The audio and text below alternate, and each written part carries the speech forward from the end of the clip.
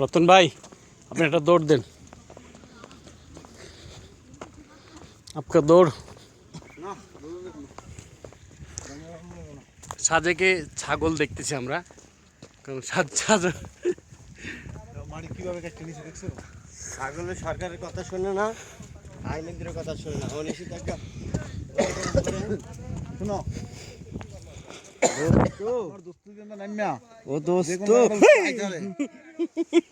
ঠিক আছে, আমি আমার দোস্তের নগদ 500 টাকা দিব। আপনারা 500 টাকা দেবো, আপনি পারবেন? তোমার 10,000 টাকা দিন। আরে আমি তো বলি বলে যাবো, করে যাবো। নাইমা উঠতে আমু আমি তাকে নিয়ে যাবেন কে?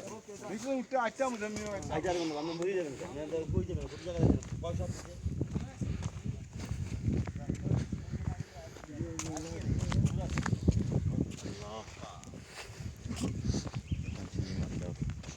কি ভাই, হঠাৎ মানের কথা হইতেছেন?